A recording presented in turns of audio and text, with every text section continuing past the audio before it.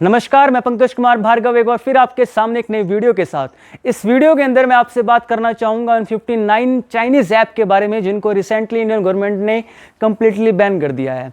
और काफ़ी लोग ये कह रहे हैं कि टिकटॉक बैन करने से क्या फ़ायदा होगा, 59 चाइनीज़ ऐप पर रोक लगा देने से क्या फ़ायदा होगा। तो इस क्वेश्चन का आंसर मैं इस वीडियो के अंदर दूंगा, तो प्लीज़ आप इस वीडियो को लास्ट तक देखिएगा और प्लीज़ मुझे लास्ट में कमेंट बॉक्स में जरूर बताइएगा कि वीडियो आपको कैसी लगी है, और विद प्रॉपर डेटा के साथ एक्सप्लेन करूंगा।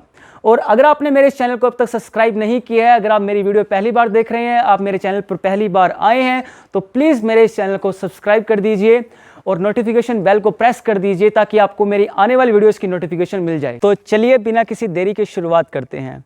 आगे बढ़ने से पहले आप ये छोटी सी क्लिप देखिए। टिकटॉक सबको बोलता है बंद हो गया, क्या करेगा? नहीं कुछ टेंशन मत ले, हो जाएगा।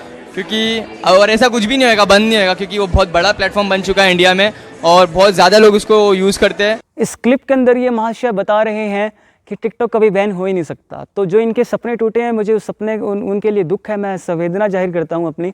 और काफ़ी लोग ऐसे हैं जो टिकटॉक के लिए आंसू बहा रहे हैं। काफ़ी लोग कह रहे हैं कि टिकटॉक को बैन नहीं होना चाहिए था, मोदी गवर्नमेंट को ब्लेम कर रहे हैं कि ये गलत किया है मोदी गवर्नमेंट ने।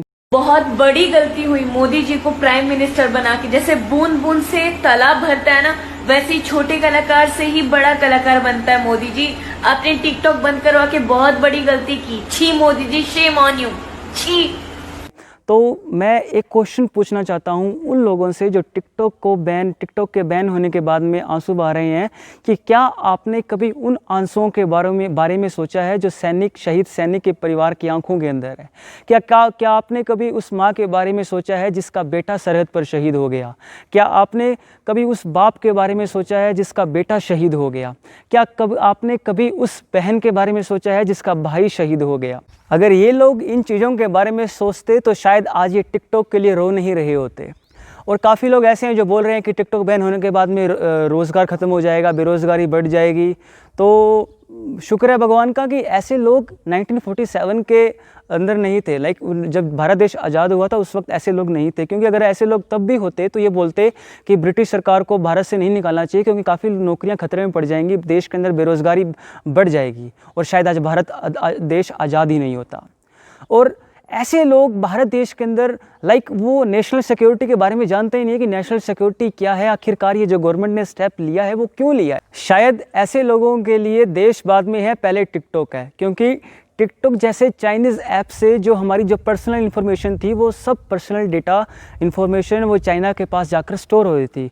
और चाइना को ये पता था कि हमारा क्या इंटरेस्ट है, हम फ़ोन के अंदर क्या देख रहे हैं, हमारी लोकेशन क्या है, उसने सब चीज़ों को असेस कर रखा था। और ताकि ये खतरा एक नेशनल लेवल पर खतरा, एक बहुत बड़ा खतरा ना बने, इसलिए मोदी गवर्नमेंट ने इन 59 चाइनीज़ ऐप पर रोक लगाना, इनको बैन करना सही समझा। आज से करीबन 70 साल पहले अमेरिका ने जापान के ऊपर 2 एटम बम गिराए थे, हिरोशिमा और नागासाकी, 2 सिटीज़ इनके ऊपर गिरवाए थे।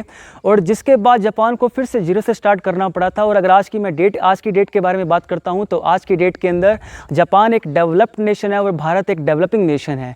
क्यों? क्योंकि जापान के लोगों ने जापान के अंदर बना हुआ सामान यूज़ किया, उन्होंने किसी दूसरी कंट्रीज़ का सामान बिल्कुल यूज़ नहीं किया और उन्होंने अपने रिसोर्सेज खुद ही क्रिएट किए। और एक बात और बता देना चाहता हूँ कि जापान के पास कोई भी नेचुरल रिसोर्सेज नहीं है, फिर भी उसके बावजूद वो आज वर्ल्ड के अंदर एक डेवलप्ड नेशन के रूप के अंदर उभरा है। तो और जो व्हाइट हाउस के ऑफिस के अंदर पैनासोनिक का जो फ़ोन है और सोनी की जो एलईडी है, वो जापान का अमेरिका के मुंह पर सबसे बड़ा तमाचा है, जिसकी गूंज हिरोशिमा और नागासाकी के ऊपर एटम बम की जो गूंज थी उससे भी ज़्यादा है। और ये बात मैं इसलिए बता रहा हूँ आपको, क्योंकि भारत देश को भी यही चीज़ करने की ज़रूरत है। अब हमें किसी दूसरी कंट्रीज़ का सामान यूज़ नहीं करना है, हमें दूसरी कंट्रीज़ का टेक्नोलॉजी यूज़ नहीं करनी है, हमें अपनी खुद की टेक्नोलॉजी बनानी होगी, अपना खुद का सामान यूज़ करना होगा। अब मैं एक डेटा के साथ आपको एक्सप्लेन करना चाहूँगा। अब जो टिकटॉक है वो रोज़ भारत से 3.5 करोड़ रुपए कमाता था। अक्टूबर और दिसंबर 2019 के बीच में टिकटॉक ने भारत से 25 करोड़ रुपए कमाए थे। और अगर मैं ऐप मार्केट की बात करता हूं, तो 2018 के अंदर जो ऐप मार्केट था वो $85 बिलियन का था। 2020 के अंदर ये जो ऐप मार्केट है वो $100 बिलियन का हो चुका है, $100 बिलियन का हो चुका है। और 2024 के अंदर यही ऐप मार्केट $171 बिलियन का हो जाएगा। जो टिकटॉक है, और टिकटॉक इसके जो 30% यूज़र्स हैं वो टोटली इंडिया के अंदर है, यानी कि जो टिकटॉक के जो 30% जो यूज़र हैं वो इंडिया वाले लोग ही यूज़ कर रहे हैं। और ऑब्वियस सी बात है, जो टिकटॉक जैसे ऐप है वो यूथ यूज़ कर रहा है, और सबसे बड़ा जो यूथ मार्केट है वो चाइना के लिए वो इंडिया है। और अगर टिकटॉक जैसे ऐप बैन हो चुके हैं तो कहीं ना कहीं 50 से 60 बिलियन डॉलर्स का नुकसान चाइना को होगा। और हर एक स्टॉक मार्केट के अंदर ऐप वैल्यूएशन होती है, और जो अभी मौके पर जो चाइना की ऐप वैल्यूएशन है वो 100 बिलियन डॉलर है, और आने वाले 3 सालों के अंदर यही ऐप वैल्यूएशन जो इसका बिजनेस प्रोजेक्शन है वो 1 ट्रिलियन डॉलर हो जाएगा।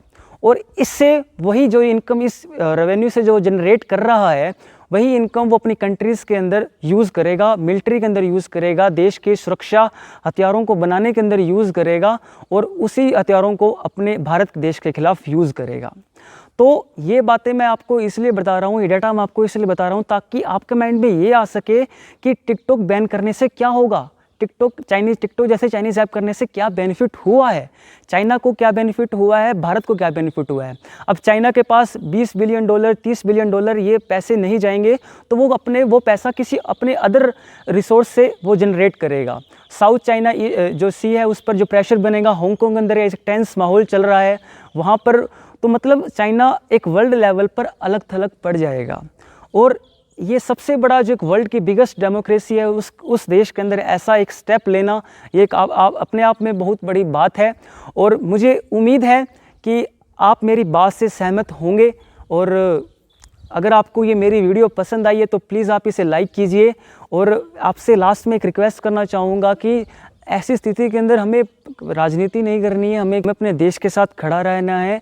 हमारा भारत देश जिस दिन हमें अपने भारत देश को आत्मनिर्भर बनाना है, क्योंकि जिस दिन मेरा देश भारत आत्मनिर्भर बन जाएगा, जिस दिन हम सेल्फ इंडिपेंडेंट हो जाएंगे, हम अपना ऐप खुद का बना लेंगे, हम अपना खुद की वेबसाइट बनाएंगे, हम अपना खुद का एक लोकल की आवाज़ बनेंगे, लोकल का एक वोकल बनेंगे और उसको वर्ल्ड लेवल पर रिप्रेजेंट करेंगे, तो भारत की जो ताकत है वो पूरी दुनिया देखेगी। और मुझे विश्वास है कि इस वीडियो से मेरा जो मैसेज है वो सभी लोगों तक पहुंचेगा, और आप मेरी इस मैसेज को सभी लोगों तक पहुंचाने के लिए मदद कीजिए। आप मेरी इस वीडियो को शेयर कीजिए जितना हो सके, और मेरे चैनल को सब्सक्राइब कीजिए। धन्यवाद। जय हिंद, जय भारत।